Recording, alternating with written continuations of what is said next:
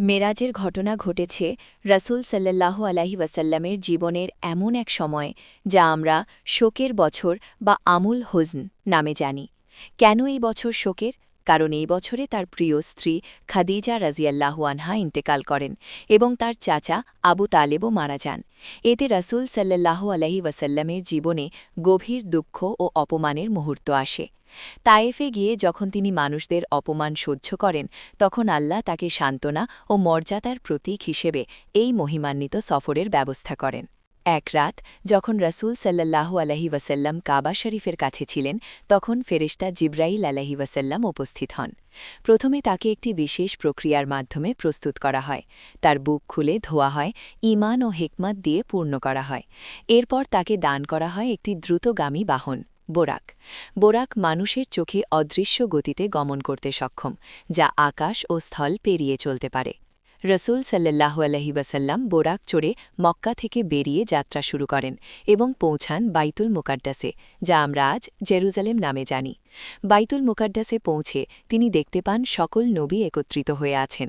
এই মুহূর্তে নবীদের সামনে ইমামতি করার সৌভাগ্য লাভ করেন তিনি, যা প্রমাণ করে যে রাসূল সাল্লাল্লাহু আলাইহি ওয়াসাল্লাম হলেন সকল নবীর নেতা, ইমামুল আম্বিয়া।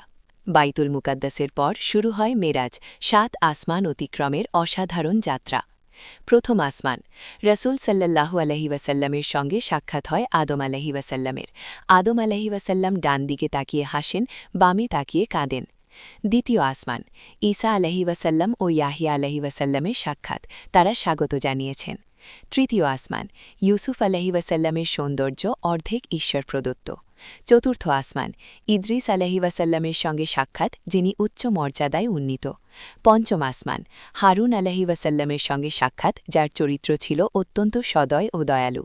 ষষ্ঠ আসমান, মূসা আলাইহি ওয়াসাল্লামের সঙ্গে সাক্ষাৎ। মূসা আলাইহি ওয়াসাল্লাম কাঁদেন, কারণ তার উম্মতের তুলনায় রাসূল সাল্লাল্লাহু আলাইহি ওয়াসাল্লামের উম্মত জান্নাতে প্রবেশে এগিয়ে থাকবে। সপ্তম আসমান, ইব্রাহিম আলাইহি ওয়াসাল্লামের সঙ্গে সাক্ষাৎ, বাইতুল মামুরের পাশে। তিনি কাবার মতো একটি ঘরে ফেরেশতাদের ইবাদত দেখেন। সর্বশেষ পৌঁছানো হয় সিদরাতুল মুনতাহা, এক বিশাল গাছ যেখানে সৃষ্টির সীমা শেষ। এখানে রাসূল সাল্লাল্লাহু আলাইহি ওয়াসাল্লাম এমন দৃশ্য দেখেন যা ভাষায় বর্ণনা করা যায় না। এখানে আল্লাহর সঙ্গে বিশেষ সাক্ষাৎ ঘটে।